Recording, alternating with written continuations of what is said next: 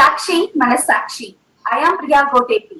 Welcome to Sakshi TV special immigration show with attorney Ms. Prashanthi Reddy from Law Offices of Prashanthi Reddy PLLC. Please tune in to ask your questions. If you are an immigration attorney and would like to join our special shows, please email usa@sakshi.com or call 866-725-7441. So before we begin the show, please note that the information provided on this show is not a legal advice and for general information purposes only. Sakshi TV or its agents will not be responsible for use of this information. If you need specific legal advice, please contact the attorney directly. So without any further delay, let's start our show. Hello Prashanthi, how are you and welcome to our show. Hello Priya, I'm good, thanks. How are you? I'm good. Thank you Prashanthi. So can you please provide information on your law offices, practice areas and your experience? So my name is Prashanthi Reddy. I'm an immigration attorney and my offices are the law offices of Prashanthi Reddy. You can find me on the web www.reddyesq.com, and I have over 20 plus years of experience in immigration law, and so I specialize in family-based as well as business immigration. So filing H's, green cards, I-130 for family members, etc., etc. Oh, that's great. So do you have any latest updates for this week? So I think we should continue with some of the updates from last week because we don't have any further updates for this week. So should we continue with that? Yeah, sure. We can continue. So I guess the first update that, just to continue from last week is I was talking about how USCIS is extending flexibility to certain applicants filing 765 for the OPT application. So this is for students basically. So what was happening during COVID is a lot of students were filing their optional practical training. So after they finish their degree or they finish their course, they're eligible for optional practical training, but they have to file that optional practical training in 60 days, after the course expires. So if they don't do it in 60 days or if they file it and the case comes back for some reason, then they basically lose their optional practical training. So what was happening is during COVID, because of the universities or colleges not functioning in person and everything being remote, there were a lot of issues with OPT filings. There were some mistakes made by the DSOs, which is basically the university designated officers, and there were mistakes made by the applicants as well. So some cases were sent out without signatures or sent out without marking certain columns properly, all as a result of the logistic problems of COVID. And what had happened is then those applications, and because of the delay due to COVID, USCIS also was delayed in their response. So they were sending back the cases, 3 months later, 4 months later, then the time to file was getting over, and then they couldn't refile, and they were not accepting those cases. So these people who had the opportunity to get an OPT and then a STEM OPT just lost that opportunity. So that's a huge deal. And we filed a motion to reopen in some cases when the students came to us after the fact. And, some cases got approved, some cases didn't. So they have, basically USCIS is now saying that such cases, if you file a motion to reopen, they will approve it. So that's a big plus. A big benefit or relief for these students. The second relief for them is that, again, even though they were filing everything correctly, because the processing time for OPTs had increased from a month to 1 or 2 months to 6 months, by the time the case was approved, they only get OPT for 1 year, the initial OPT. So already 6 months of their time is over. So they just lost 6 months of employment, the opportunity to work. And so now USCIS has become flexible with that also and has provided some relief on those grounds also. And they have basically said that for students who have lost out on the period of OPT because of the long duration of processing times, they are going to start giving, counting the 12 months from the time that the case got approved, instead of from the time that, they're eligible for the OPT. So they will get their full 12 months of OPT. So that's, I think, a big plus point for a lot of students. Thanks for the update, Prashanthi. I think it's a huge relief for the OPT students. So today we will be discussing about the topic GC holders 1-year rule and H1B updates part 2. So we will continue the knowledge session along with the news and updates on the latest immigration and followed by Q&A. So before we get into this topic, you can call us on the numbers on the screen and ask your questions related to immigration and also ask some tips. So Prashanthi, generally the prevailing wage is determined by the Department of Labor. So this DOL wage rule is now increased, with this increased PW wages is now delayed until 11/14/2022. And also the new wage rules are now set forth until 1/1/2023. So can you please provide more information on this DOL? Yeah, so this DOL wage rule is important because it still hasn't gone away, and it significantly changes the way H1s will be filed. Because basically just to give you a little background about this DOL wage rule, basically previously the wage rule, the way the wages were defined, now the wages have increased by 50% almost. So earlier, for example, there are 4 wage levels. And the level 1 wage earlier was at the 17th percentile. Now it's at the 35th percentile. And level 2 wages, which were at 53 percentile, and are now at 53 percentile, and currently we're at 34 percentile and now 53 percentile with the new law. So basically that is a jump in the prevailing wages. So if a level 1 wage was say 73,000 or something like that, now it's 150,000. So it's equivalent to a level 2 wage, a level 1 wage. So effectively what is happening is that all those entry level positions, which, the change of status from F1 to H1 positions or any other entry level positions, you cannot even file those cases, because who pays 150,000 for an entry level position, right? So employers will simply not be able to file. So those particular entry level positions will all go away. No, they cannot be on a H1 anymore. So that's a significant change in the wage levels. So that's very important to note. Now this, as you noted, Priya, was supposed to come into effect this summer, but they have postponed it now, thank God. But it's still, they haven't removed it completely, so it's still there.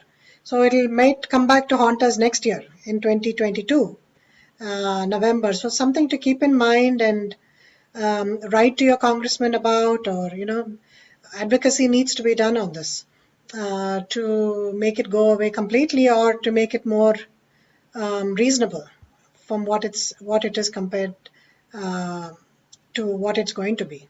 So that's something on the DOL wage level law, which is still in effect. This is one of the few laws that is passed on and is still in effect from the Trump administration. The other laws have pretty much gone away for now, but this one hasn't gone away as yet. That's why we're still talking about it. So Prashanthi, we have our first caller, Vijender from Virginia. Hi, Vijender. Hi, ma'am. I want to know, my priority date is in 2013 November. So based on the current processing, when can I expect my green card? Like I recently filed for... Right, it's difficult to answer that question because nobody has a magic box or Pandora's box to look into the future and see how the visa numbers are going to move. So the only thing we can tell you is once the visa number becomes current, the process might take 12 months or so for the 485 to be processed, 6 to 12 months. So it's important that once your visa number becomes current, it remains current for some period of time so that you can actually get your green card. So if the priority date is current for 1 month and then goes back the next month, then that doesn't help us much, especially since you've already filed your 485. So it has to remain current for a few months for them to be able to process it, get updated medicals if needed, schedule an interview if needed, and finally get the H1. Okay. Get the green Sure. card. Thank you. You're welcome. I have one more follow-up question, if you don't mind. Yeah, go ahead. Yeah, actually, it's been 6 months that I have filed my downgrade application for 485, and so far, and it went to Texas Center, and so far I don't see any movement of biometric or whatsoever. So, do you think is it going to take like some more time, like at least 3-4 months, or more than that? Because I have plans to travel to India this year end. Right. So you filed in October? Yes, ma'am. I filed in October. Yeah. So if you've received your receipts, that's good. With reference to Yes. biometrics, it's very scattered. So I want to say that a lot of people have received their biometrics, the ones that are filed in October. So you should be receiving yours soon. But again, they're not doing it first come, first serve. So don't be alarmed if you haven't received it yet. But we have received a lot of biometrics from the cases that were filed in October. The only thing to make sure is, if you file through an attorney, then keep in contact with the attorney or your employer, to make sure that if they have received it, they notify you. But you also receive a copy of the biometrics. So if you've changed address, make sure you file an AR11 as well as inform USCIS of the change of address. So as long as you take those safeguards, you should be fine. You should get it soon. But soon. Okay, sure. Yeah, that's what I wanted to know. Yeah, thanks, ma'am. Thanks for your time. And if you travel outside the country, then just make sure someone keeps an eye on your mail. As long as someone has access to your mail, and also you will get an email notification if you've done that. The USCIS, if you've created an account for yourself, if there's any change in your status. So even if you're out of the country, you should be able to come back. Usually they give a month or more for biometrics notice period. Sometimes it might just happen that they mail it out late and you have 1 or 2 weeks, but that's what usually happens. So you should be willing or able to come back within 2 weeks at least to do your biometrics. Worst case scenario, if you leave and you're not able to come back, as long as you have the notice in hand, you can call them and reschedule it. Okay, sounds good. Okay. Thank you for calling us, and coming back to our topic. So because of this DOL wage rule and increase in this PG wage levels, I see that there might be an impact on the employers. So will there be an impact on this, on the employers? Right, Priya. They will be, because if the wage levels for level 1, so entry level, almost doubles, then if you look at the actual industry, the actual wages being paid to these people, it's much lower than this artificial wage level which the Department of Labor has come up with. So obviously the employer will not be able to afford to hire entry level positions because there's such a big disparity between what is actually paid to the employer, and most of these employers are IT professionals, and most of them get paid on an hourly basis. Their employers get paid on an hourly basis, and then they pass on that salary part of it to their employees. So the hourly wage for an entry level, most clients will not pay that much. So it makes no sense for them, unless they make a profit, to file the H1, hire them, and go through the entire process. So most probably what will happen then is the employers will not be able to make use or hire any of these entry level people. So the F1s that are a big market, a big source of income for consulting companies, they will not be able to make use of that market. And from the beneficiaries' point of view, employees' point of view, they will not be able to remain in the country because they will run out of OPT at some point, and then they will not be able to file for a change of status to H1 because the wages are so high. Even in this pandemic situation, we see a lot of GC holders getting stuck outside USA. So, is there any legal framework for this kind of issue to address? Yeah, this is a very important question for a lot of the viewers, especially the ones that the parents in Hyderabad and or elsewhere in India, um, in Andhra Pradesh as well, because a lot of them that maybe are watching our show are permanent residents or know someone who is a permanent resident and who is stuck outside the country. So I thought this would be an important, useful information for our live viewers as well. Yes, so in general, just to reiterate as to what the law is, if you are a permanent resident and if you stay outside the country for more than a year, there is a presumption that you intend to abandon your green card, to put it very simply. Now, it's not necessary that it's written in stone that you cannot come back at all, but you have to show that you had no intention of abandoning your permanent residence in the United States. So there's many ways of showing that. You can show that you still maintain your house or apartment or whatever it might be, your residence in the US. You can show that your spouse is still living here or your immediate family members are still in the US. You can show that you have a job in the US.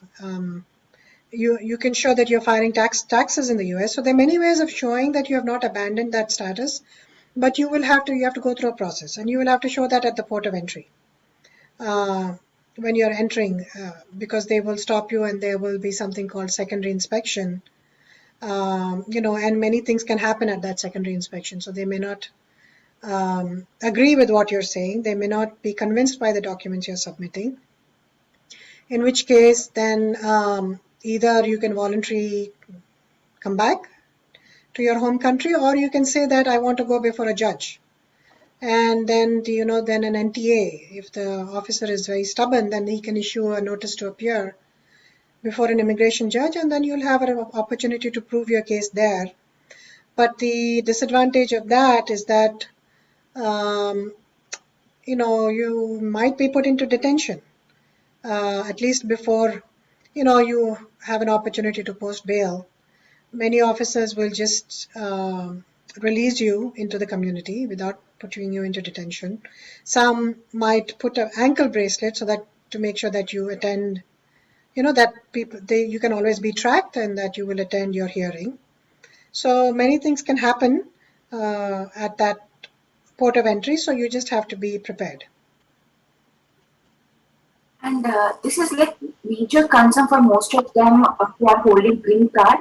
When a green card is considered to be abandoned?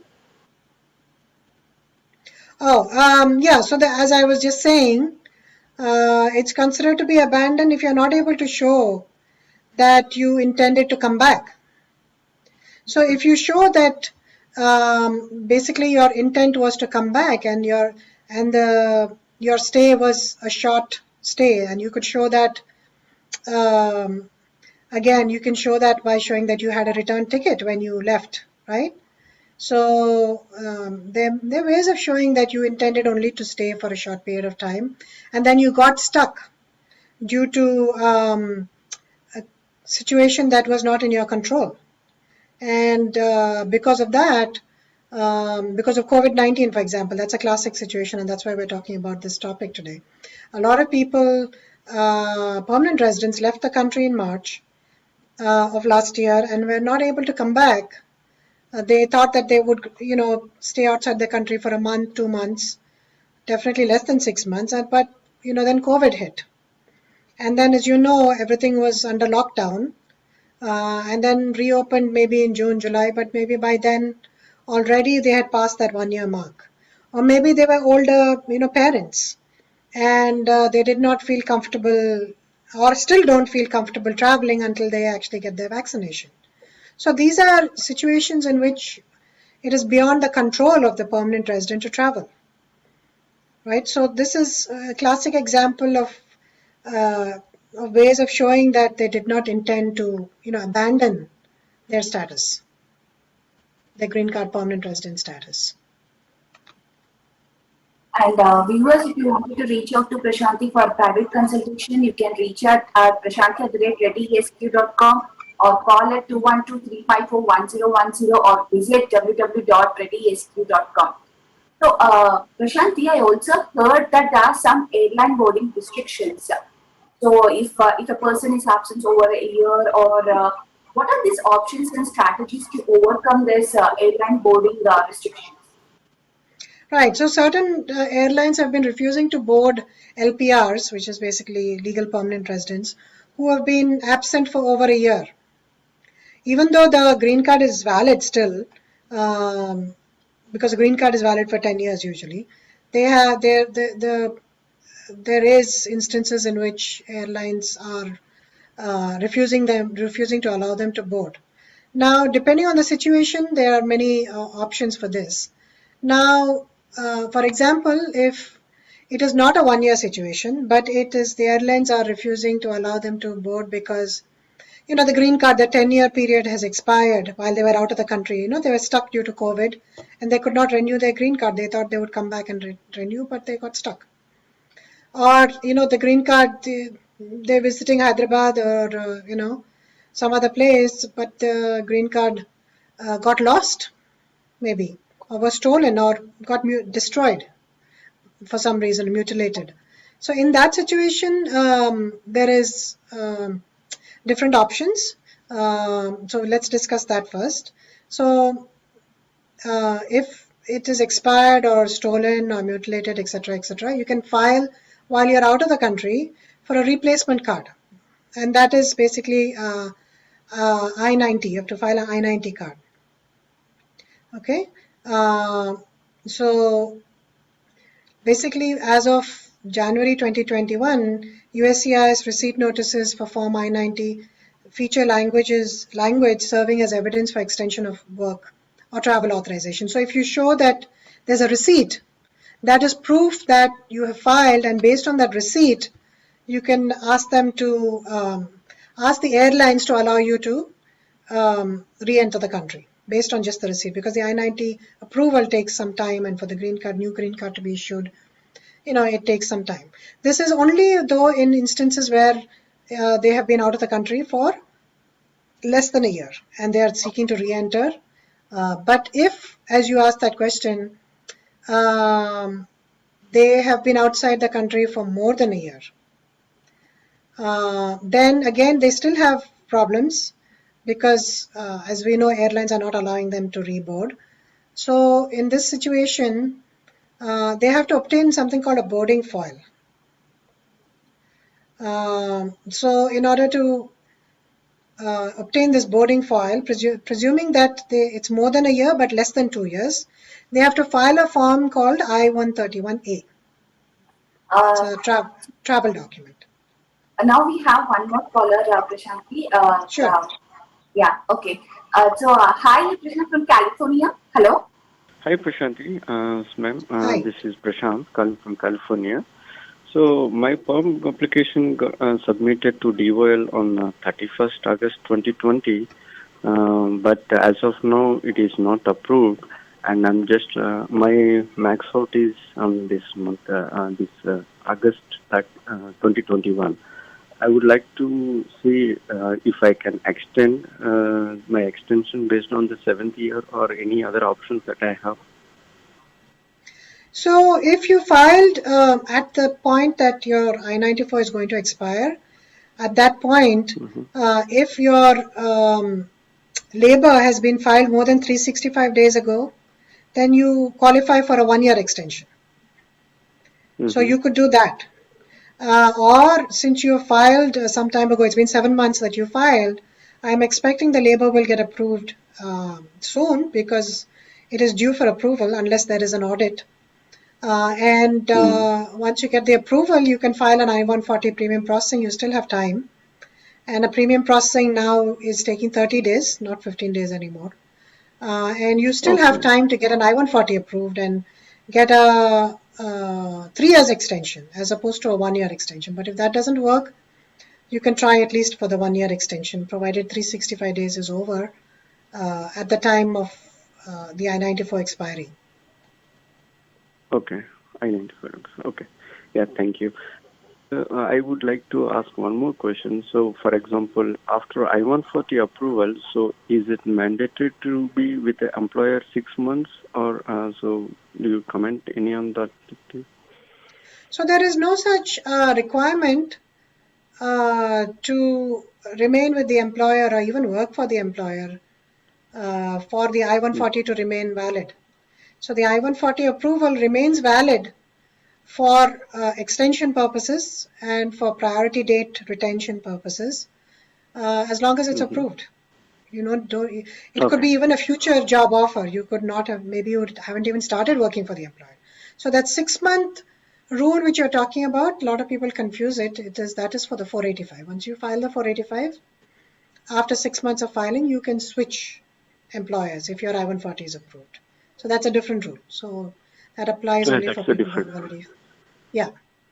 Okay. Yeah, thank you. You're welcome. Thanks, Prashanthi, for calling us. We have one more caller, Gopi from Virginia. Hi, Gopi. Hi, Gopi. Hi, Andy. Prashanthi Reddy garu. This Hello. is Gopi. Hello, Andy. Question, Andy. నాకు 2 questions ఉన్నాయి. The first question is actually we recently in October we submitted. I applied for the GC downgrading, and I received a receipt notices for my family and myself, but we didn't get any EAD appointment or something. So meantime, I have a extension, H1B extension. So my employer filed for the H1B extension and H4 under the premium process, and my H1 is approved. And my wife's H1 is received a receipt notice, and recently we went for the biometric also for the H4. So the question here is, can I apply H4 EAD? Because we already applied for the GC EAD, I-131, and you know the other number I forgot. But the question, can we apply that one simultaneously? Or second one is, with the H1B receipt notice, can I apply for the H4 EAD? Okay. So first question, can you apply for 2 EADs based on 2 different statuses? Yes, you can. And then once it's approved, you can decide which one you want to use. But just be careful, if you use your 485 EAD, then you will not be on H4 status anymore. Then you have to leave the country, get the H4, come back on a H4. You can't file again change of status in the country. So you can leave the country and change to a H4. So that's one thing to remember. But you can file for both simultaneously. But as long as you don't use them, and if you use them, be aware that if you use your H4 EAD, then your 485 continues, nothing happens to it. But if you use your 485 EAD, then you're no longer on H4. You'll be on pending 485 status. Just something to keep in mind, right? So, but yes, absolutely, you can file both EADs simultaneously. So then the second question you had, yeah, go ahead. Can she use the GC for, GC EAD before approving my I-140 downgrading EB3? Or do she has to wait you for can, until... but I suggest not to, because if your I-140 gets denied, your 485 will get denied. And if your status is based only on the 485, which it will be if you start using the EAD, then you will fall out of status. Okay. So for the H4 EAD extension, can I use my receipt notice? Because I got approval, but I didn't get a approval notices from the USCIS. Meantime, can I use my receipt notice along with all other documents for the H4 Yeah, you can file with the receipt notice, but they will most probably ask, they will not approve it until your H1 actually gets approved, or you show them mine proof is of approved that. So already. but they might send an RFE asking for the approval, so that will delay your case. So you might as well, if you're expecting the approval any day, you might as well wait for the approval and then file it with the approval, just to avoid an RFE and then the delay caused by the RFE. Okay. Thank you, man. Thank you. Thanks for calling us. Recent times, like what we are seeing is like some people are like upgrading from EB2 to like downgrading from EB2 to EB3. Is that preferable or advisable? So downgrading, yes, because it was preferable at that point of time in October, because EB3 was the priority dates were much more advanced than EB2. So everybody downgraded it. So the downgrading can be done two ways. One is you file an amendment, and the other one is you file a new case. So it makes no sense to do an amendment because then you're losing your EB2 case. But if you do file a new case, you have two cases, EB2 and EB3, and you can choose which one you want to use. So absolutely, there's no problem. Even now, even though there's no benefit from it, if you want to file and just, for the future, keep both EB2 and EB3 I-140s, because in October maybe again it might, instead of final action dates, they might use dates for filing, and then maybe your date will become current again. Yeah, absolutely. You should file for, if you have an EB2, file for an EB3. Just make sure you file a new I-140, or if you have EB3, file for EB2. Make sure you have a new I-140. Don't file an amendment. So absolutely makes sense to have both options. Got it. And what is this returning resident visa? This is SB1 and how to apply it? So before that, Priya, we were talking about, we were in the middle of discussing as to what happens if the 1 year expiry, how do they come back, right? The green card holders. So let's continue with that first, Okay. because we didn't finish that. Okay. So applicants, so basically, as I was saying,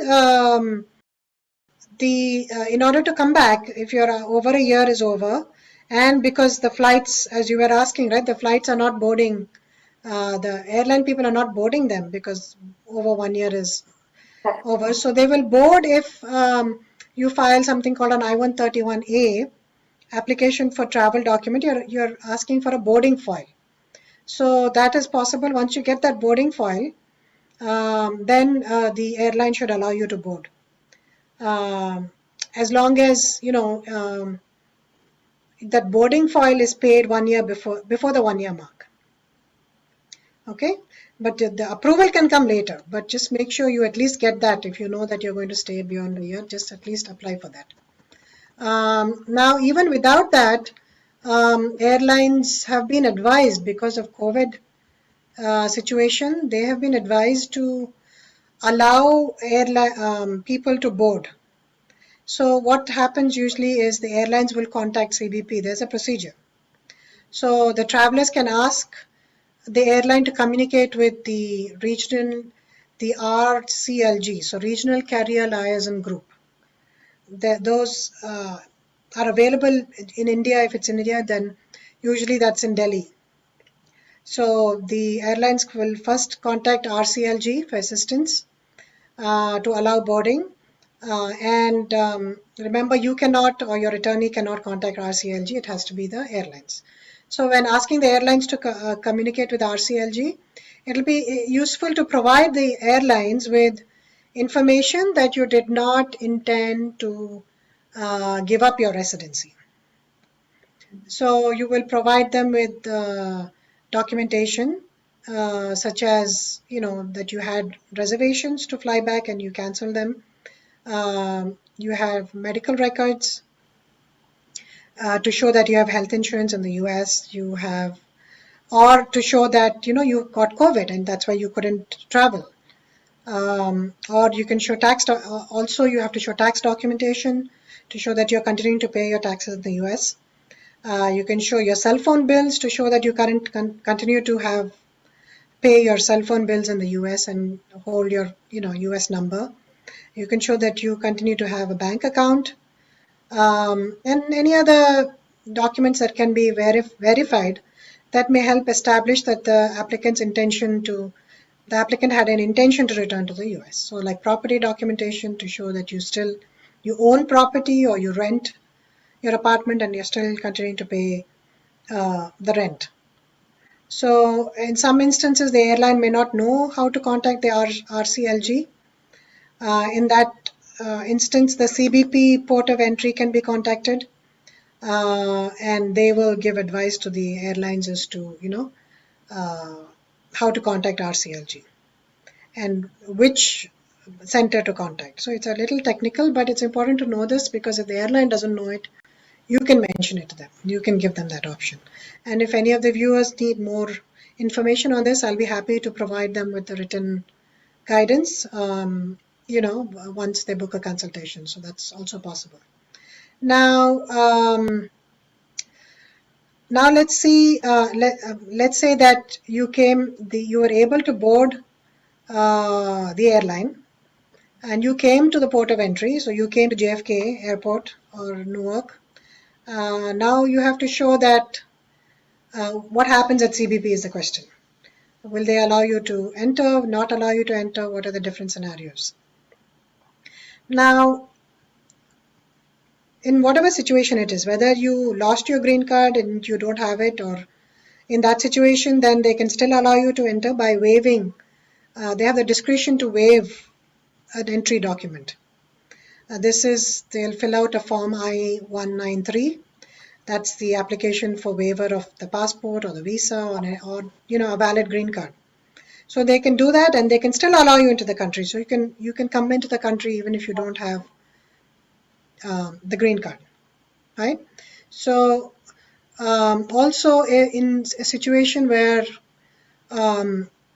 what we're talking about, you have spent more than 1 year out of the country, and you want to come back, you can still come back if CBP allows you to do so. And the way of doing this is to convince the officer and submit documents to show that you have not abandoned your status. So and we've already discussed all the different documents that you can submit, tax return, the same documents that you would submit to RCLG, you can submit to CBP to show that you continue to have a residence abroad.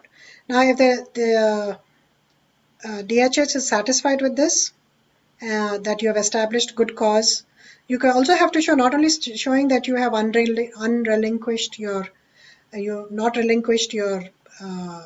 permanent residence, you also have to show as to what is the situation within which you were forced to stay in the US, in India, for example. So you have to show that you got COVID, or that because of problems with lockdown you were not able to come, or because you were afraid of your health situation you were not able to come. So in addition to showing that you didn't give up your permanent residence, you also have to show why you couldn't come back on time before the 1 year period. Now, if they're satisfied with it, they will allow you to re-enter. Alternatively, CBP may issue what's called a notice to appear. This notice to appear is basically, as I was mentioning briefly before, is notice to appear before an immigration judge. And then the judge will actually decide whether you have, relinquished your permanent residency or not relinquished, or you have proper reason for why you didn't enter, etc., etc. So usually NTAs are not issued by CBP officers because that's the lowest priority, right? So from an enforcement point of view, an immigration judge also doesn't want to enforce this, and you are the lowest priority for them. They are enforcing, they are usually deporting people who are out of status, people who have committed some crime. So LPRs are a lowest priority. So if you go before a judge, your chances of winning are pretty high, because they don't want to issue you, a removal proceeding. They don't want to go through the removal proceeding. So that's something to keep in mind as to what will happen after you actually are able to board the airlines and come to the US. You can do also pre-clearance, right? Meaning that if the airlines is not able to allow you to board for whatever reason, or you're not able to convince them, you don't have the documents, then what you can do is you can enter through land, right? You don't have to board a flight. So you can go to Canada or Mexico and get CBP pre-clearance there in Canada or Mexico, because the CBP officer is there, sitting there outside of the US. And you can present your case to them, and they will allow you in if they think that you qualify, or they can again issue an NTA and allow you into the country, as long as you go to the judge on your designated date. It should be okay. But there's some issues with coming in at Canada and Mexico because of COVID. Again, those borders are closed, the land borders. So what do you do now? So the land borders are closed, but with certain exceptions. They're allowing essential travel. So whatever, if you show that your travel is essential, they will allow you in. So it has been determined that LPR travel is essential.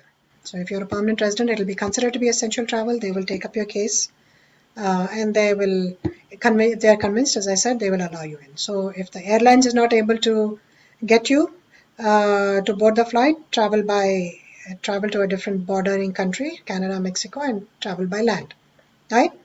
So if you're not able to do any of these, then Priya, we can talk about the SB1. Okay. Before going to SB1, we have another caller, Chaitanya from Pennsylvania. Hi, Chaitanya. Hello, madam. Thank you so much for your time, ma'am. I have one quick question. I am on H1B from 2013 in US, ma'am, and currently I have an opportunity to work from India for 1 year. So my Y140 is approved with my previous employer, and I'm thinking if I go on currently my H1 is approved for the next 3 years, and I'm going for visa stamping next month. So I'm thinking if I work for 1 year for India, will I be eligible for EB1C, ma'am? So EB1 is if you are a multinational executive. So yeah, I'm a even if you manager. work I'm for, applying for a manager, ma'am, because I'm currently a manager and I'm going there for a manager role. okay. So two things. One is you should be working for a large company because then your prospects are better of getting Yeah, it is an MNC, established MNC, ma'am. Yeah. Okay, right. So then if that's established, then if you do, yes, that's a good idea. If you leave the country and you work for 1 year in a managerial position, then they can you can either come back on an L1A or you can come back on EB1 directly. They can file for an I-140 directly while you're outside the country. And if it gets approved and if EB1 is still current, then you can either come back on a H1 and then file your adjustment of status, right? Or you can file for an immigrant petition outside the country. Yes, ma'am. I'm just thinking because I have my H1 and I will be getting my visa stamped in the June month. So I'm hoping that I'll have 3 years of stamp there. So because I have visa stamp, I work there for 1 year and I come back on H1 and then apply here. Will that be a good idea, ma'am? Because I do not know what you can do that. You can do that as well, as long as you can show that. Will there be any repercussions for H1? So the problem is, the problem with coming back on a H1 is then they were going to say that you're on a H1, so maybe your job is not managerial because you have to show that your job will continue to be managerial in the US also. So it might make more sense to come back on an L1A if you're coming back. So that could, probably cause some question in the mind of the officer that maybe the H1 is not, unless you make sure that your H1 is also managerial in nature and the duties are managerial and you have all that org chart and everything and you qualify. Even though you don't apply for an L1A, you qualify for it. So it should be fine as long as you make sure of that the H1 is also managerial. Thank you for calling us. We have another caller, Pradeep from Virginia. Hi, Pradeep. Hello. Hi. Hello. Yeah, I'm here. Thank you, Prashanthi, for taking this question. So, yeah, I'll explain my situation. So, my wife, she was working on the H4D till now, and it's going to expire in a month. Same with my H1B. So now, earlier she used to work on H1B. So, can she reinstate her H4, old H1 from the current status H4 to that, using that old H1B I-97? Can she do that? And if so, can she do premium processing? So there is no such thing as reinstating, or simple thing is you have to file a change of status from H4 to H1 and you can do that in premium processing. So I guess that's what you mean. You have to file change of status, yes, H4 to H1. She is cap exempt because she was previously on a H1, I'm presuming within the last 6 years, right? She was on a H1? 2015 actually, 2015 H1 got expired. Okay, so that's something to consider because then it's 15, then it's over 6 years then? Yes, yeah, but she has not used the entire 6 years, but it has been 6 years, yes. I know, but she might be then subject to the cap because you have to show that you worked on a H1 within the last 6 years in order to be, Oh, that's 6 years. exempt. Yeah, not subject to that cap, because then you should have filed in March. Just got over the registration period. So I think you can try to file. I'm not saying don't file and see what happens, but if they're following the strict interpretation of the law, which they were doing, then they might say that she's not cap exempt. That's the problem that you might face. Okay, got it. Okay. But I was talking to some employers and they were saying premium process is not there for this option, like change of status. So I just want to make sure. No, premium process is there for all H1s, including change of status. Okay, cool. And one more thing. So for me, my EB3 date was current recently for the downgrade. So I applied in last October, for the downgrade. So if my wife apply the change of status from H4 to H1, will that impact our like existing I-485 downgrade in any way? No, it doesn't. That is a non-immigrant status. This is an immigrant status. So you can maintain both parallelly. Both parallel, right? Okay. And so do you recommend, because I'm applying for extension now because even my H1B is expiring in a month. So do you recommend me to apply the H4 status also along with mine? Because I thought she is applying for anyway H1. I thought I can skip the H4 extension. No, I mean, if her H4 is getting over, if the I-94 is expiring, then you definitely need to apply. And don't take the chance of just filing the H1, because if that gets denied, and if I-94 is already expired, then it's a problem. If it's not expiring, then you don't need to apply. Yeah, it's expiring, I thought, but because we are applying H1, we didn't take out this option. Yeah, sure. No, okay. I think you should do both, and then so that she has, a safety net if the H1 gets denied, because we know there's a problem with the H1. So if it gets denied, then you cannot, then her I-94 would have already expired, and then there's nothing you can do. She has to leave the country and come back. Okay, thank you for calling us. And coming back to my previous question, Prashanthi, what is this returning the resident visa SB1 and how to apply it? So we discussed all these possibilities of, what will happen and what are the remedies. So if none of those work, the remedies that we mentioned previously, then the option is applying for SB1. This is applied at the consulate when you're outside the country. Now, if you would have applied for a returning resident permit while you were in the country, then of course there's no problem. You can stay outside the country for a period of 2 years at a time, and you don't have to come back every year. But obviously, people who have traveled during COVID and got stuck there, I'm sure they didn't anticipate that they would stay there. So most of them would not have applied for the return resident permit. So there is another option of applying for SB1, which is basically a form which is DS-117. So if you apply for DS-117, you can apply for that if more than 1 year has passed and you have not left the country. So you apply this, as I said, at the consulate. And it's rather difficult to get in the sense that 2 officers have to approve it, not just the officer that is interviewing you, but 2 separate officers have to look at it and approve it. And the criteria is same, that you have to show that you have LPR is returning to his or her unrelinquished US residence and stayed abroad for reasons beyond his or her control. And she was not responsible for, for having stayed beyond the 1 year. It was beyond her control. So as I said, 2 consular officers must sign off on the approval of the DS-117. So this does make it exceedingly difficult to obtain the SB1 outside at the consular post. And the officers have complete discretion and authority on whether they want to approve it or not. So some consular officers consider any stay outside the US, so if it's beyond 2 years, to be grounds for automatic denial. But if it is beyond 1 year, you still have some chances of getting this SP1 approved. But again, it depends on the post. We have seen some posts where they have approved SP1s even after 5 years. And some that will just automatically deny it after 2 years.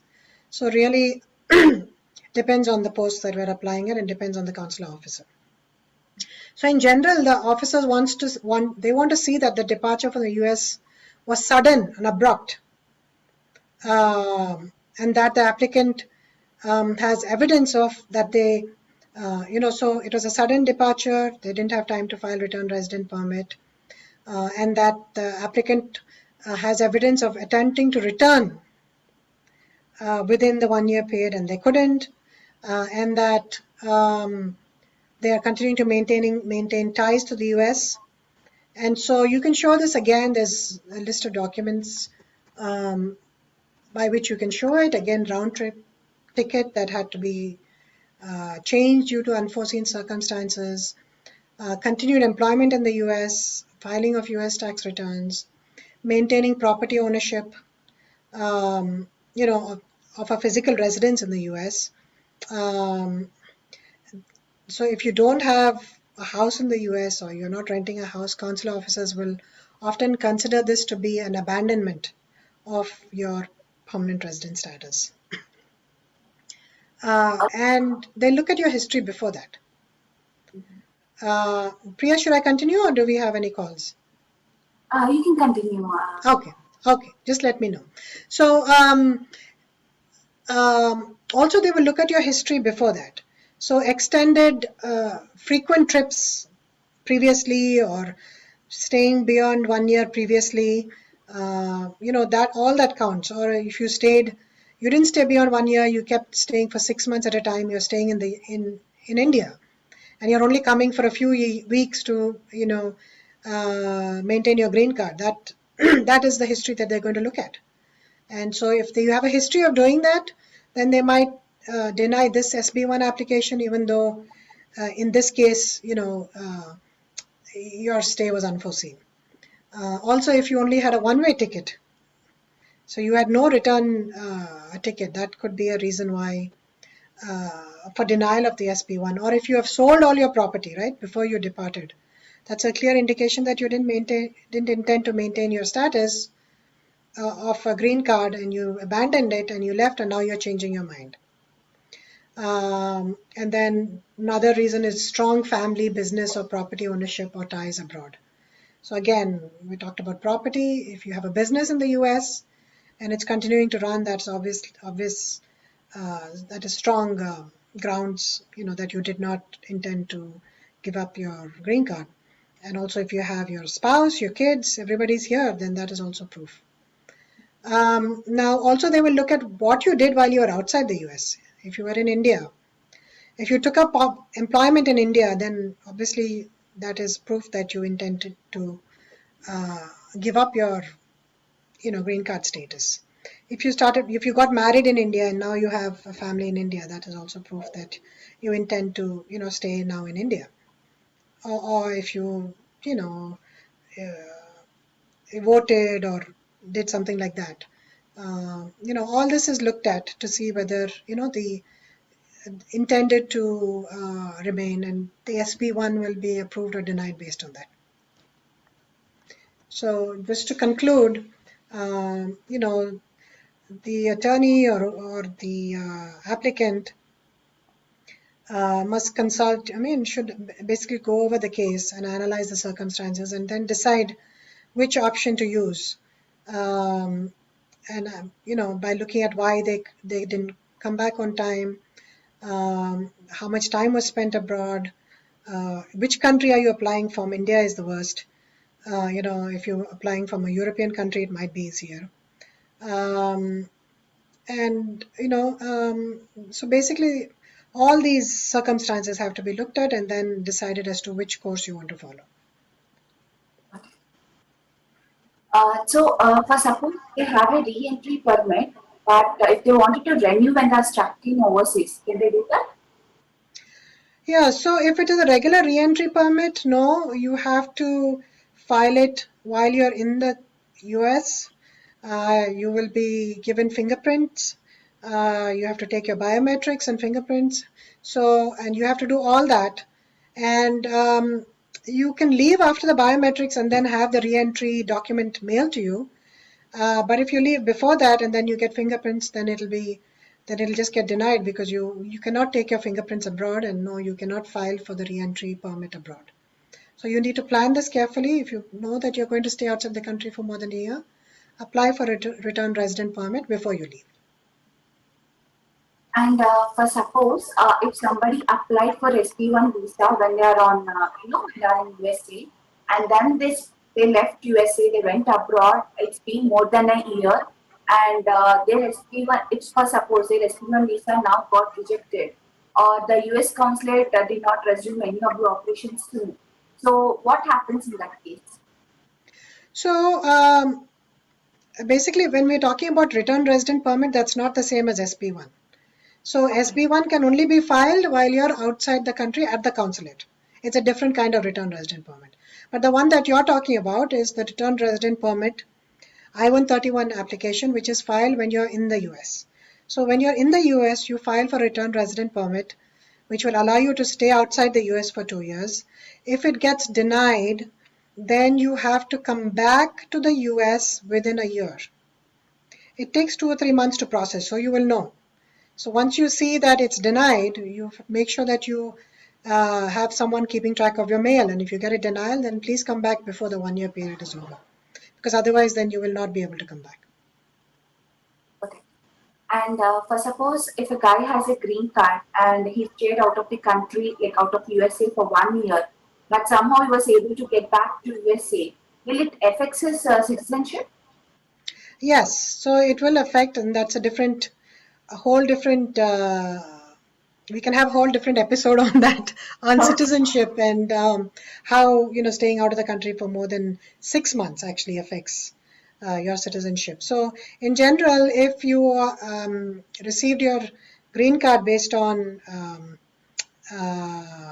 marriage, then you're eligible to file citizenship in 3 years. If it's any other basis, then it's 5 years. So you have to show that you were here for at least 2.5 years out of the 5 years in order to file for citizenship after the 5 year period. You have to show physical presence of 2.5 years. Now that physical presence gets wiped out if you stay outside the country for more than 6 months. So if you're staying, as giving the example that they were outside the country for more than a year, they managed to come back. Now you have to go through the entire period again. So you have to again show 2.5 years of physical presence before you're able to actually file for citizenship again. So the clock gets reset in that situation. So what is the golden immigration message that you wanted to give here to this? I guess since we're talking about permanent residency, don't take it for granted. If you're a permanent resident, don't use that permanent resident status to live outside the country. Remember, a permanent resident status is only for people who live in the US.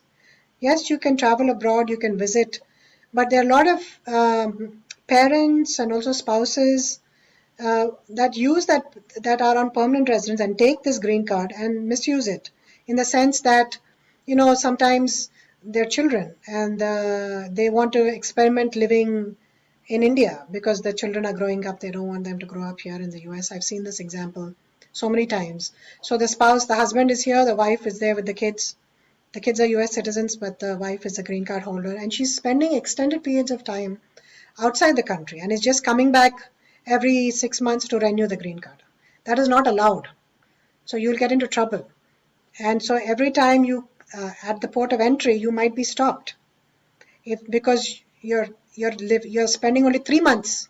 I mean, three weeks or maybe 1 week only in a year in the US. That's a problem, right? So be careful. Also, sometimes, we apply for our parents a green card when they're not ready or willing to actually live in the US. Don't do that. Let them come on a visitor's visa and apply for a green card only if they are willing and ready to stay in the US with you. Because then they will be harassed at the port of entry, and you don't want them to be harassed, have secondary inspection, go through all this It's very difficult even for a young person. For an older person, it's almost an impossible situation. So don't put them through that. Thank you And, so you know, much, Shanti. Like, file we are only when needed. Yes, we are running out of the time for today's episode, and thank you so much, Prashanthi, for clarifying all our questions. And viewers, if you have more questions and would like to reach out to Prashanthi, you can email at prashanthi@readyesq.com or call 212-354-1010 or visit www.readyesq.com. So we'll be back with next interesting topics on our next episodes on immigration. This is Priya Koteti signing off, and you're watching Sakshi. Sakshi. Thank you.